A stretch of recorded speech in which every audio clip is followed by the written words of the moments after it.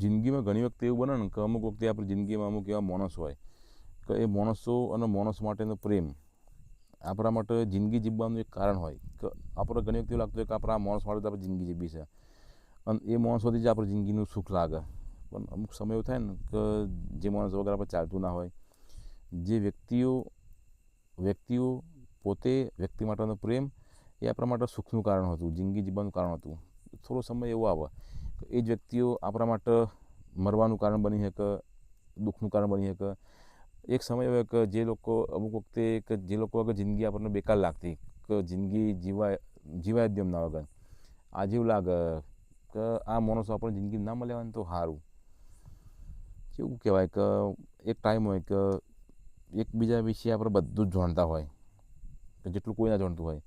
અને થોડો ટાઈમ એવો આવે કે સારું એકબીજા વિશે આપણે બધું જાણીએ, જાણતા હોવા છતાં પણ આપણે અંજાન બનીએ. સમયની વાત છે. એવું જરૂર નહીં હતું. એમાં તકલીફ તો થાય ખબર છે?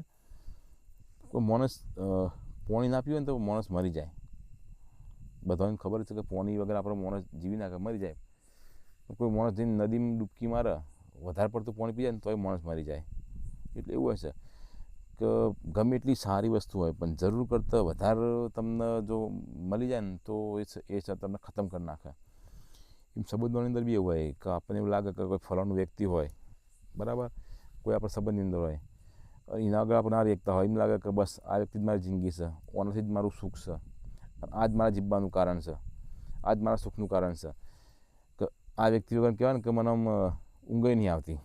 થોડો સમય જાય એટલે તમને એવું થાય, બધું અવરું લાગે કે આ જ મારા દુઃખનું કારણ છે.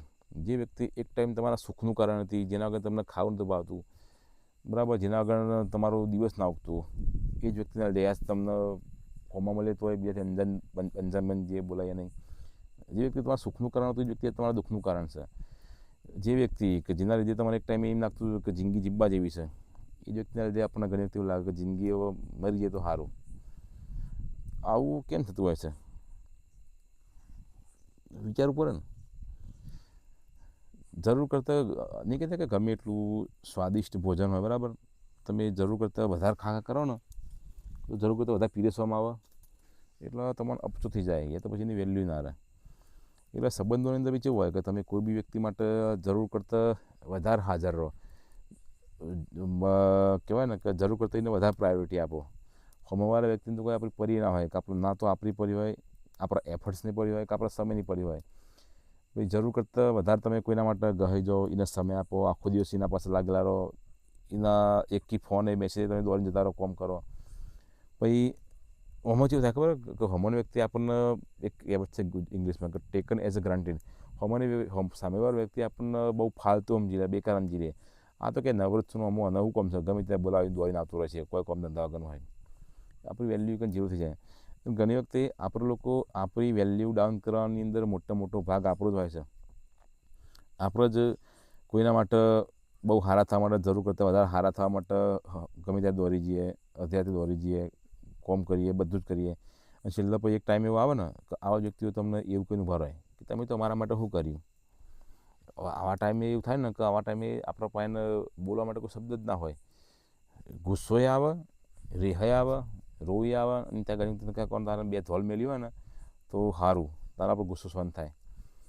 એટલે ઘણી વખતે કેવું થાય કે જીવનમાં કોઈ અનુભવ થાય ને તો એના પરથી ઘણું બધું શીખી લેવું.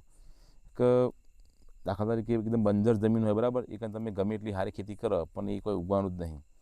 એટલે તમે સમય, શક્તિ, તમારી લાગણીઓ કોઈ યોગ્ય પાત્ર હોય, યોગ્ય વ્યક્તિ હોય, એના પાછળ જ ખર્ચો. પછી છેલ્લે આપણે એ ફરિયાદ ના કરાય કે અમે તો તારા માટે બધું જ કર્યું પણ તોય મને તો કોઈ જશ ના મળ્યો.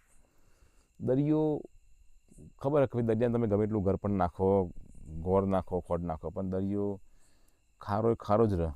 પણ એમાં આપણે એવું ના કહીએ કે દરિયાનો ઓક્ષ છે. દરિયો ખારો છે, તમને ખબર જ છે, એમ છતાં પણ તમે શું કે દરિયામાં ખોડ ગોળ નાખો એવી અપેક્ષા રાખો છો દરિયા પાસે કે દરિયો મીઠો થાય.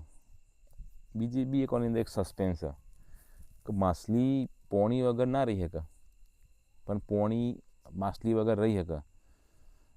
ઓનો મિનિંગ તમે શું કાઢો?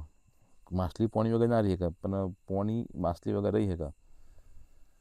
કેમ કે દરિયાની અંદર તો ઘણી બધી બીજી માછલીઓ હોય, માછલી એક દરિયામાં છે બરાબર, પણ દરિયામાં ઘણી બધી માછલીઓ છે. એટલે ઓનું મારે મિનિંગ નહીં કાઢવું, મિનિંગ તમારે રીતે વિચારી લેવાનો બરાબર. ફરીથી કહું છું, માછલી પોણી વગર ના રહી શકે, પોણી માછલી વગર રહી શકે. તો એનું કારણ શું? પોણીને માછલીની જરૂર નહીં કે માછલીને તો પોણીની જરૂર છે બરાબર. અને દરિયામાં ઘણી બધી માછલીઓ છે. એટલે તમે જોઈ લો કે તમારું સ્થાન કઈ જગ્યાએ છે. એક દરિયો હોય, દરિયાની અંદર ઘણી બધી માછલી હોય બરાબર. એમ એક વ્યક્તિ હોય, એ વ્યક્તિના જીવનની અંદર ઘણા બધા માણસો હોય બરાબર. અને એમાં તમે એક હોય તો તમે વિચારો કે હું આ વ્યક્તિ વગર નહીં રહી શકું, પણ એ વ્યક્તિના જીવનમાં તો ઓલરેડી ઘણા બધા માણસો છે. એને કોઈ ફરક નહીં પડે કે તમે હો કે ના હો. એવી રીતે અમે તમને ટૂંકો મારી રીતે મિનિંગ સમજાવી દીધો. બાકી બધું તમે લોકો સમજદાર જ છો, તમે તમારી રીતે મિનિંગ કાઢી લેજો. એટલે જોઈ લેવાનું કે આપણે કોઈ પણ વ્યક્તિના જીવનની અંદર આપણું સ્થાન કેવું છે, આપણી પ્રાયોરિટી કેટલી છે.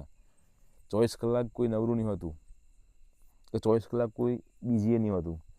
અને આપણા જો પ્રાયોરિટી લિસ્ટમાં હોય ને તો લોકો ચાલુ કમે, ચાલુ ગાડી, ચાલુ બાઇકે પણ આપણે રિપ્લાય આપી દેતા હોય છે, ફોન ઉપર લેતા હોય છે. પણ જો આપણી કોઈ કિંમત જ ના હોય કોઈ વ્યક્તિના જીવનની અંદર, તો ભલે નવરા ધૂપ ઊંઘી રહ્યા હોય કે હું તો બીજી છું, કોમમાં છું, પછી ફોન કરું, મેસેજ કરું. એટલે ઘણી વખતે આપણે કોઈ વ્યક્તિ માટે બહુ લાગણી હોય, બહુ પ્રેમ હોય, એનો મેસેજ કરીએ, આટલા લાંબો મેસેજ કરી મોકલીએ, એમ છતાં પણ એનો કોઈ રિપ્લાય ના આવે, તો પછી એનો રિપ્લાય લખીને આવે ઓકે. ઘણી વખતે કોઈ રિપ્લાય ના આવે, તો આપણે એ વસ્તુ સમજી લેવાનું કે રિપ્લાય ના આવવો પણ કોઈનો મેસેજ ના આવે એ પણ એક મેસેજ હોય, રિપ્લાય ના આવવો પણ એ પણ એક રિપ્લાય છે. એટલે સમજી લેવાનું. ચેનલમાં તમે લોકો નવા હોય તો ચેનલ તમે લોકો સબસ્ક્રાઈબ કરજો. તમે લોકો તમારા શું વિચાર છે મેં આજનો જે વિડીયો બનાવ્યો એના પર કોમેન્ટ જરૂર કરજો. અને આવા નવા વિડીયો આપણા ચેનલની અંદર આવતા રહેશે બરાબર. જય માતાજી. છોટું બને જોઈ લેજે.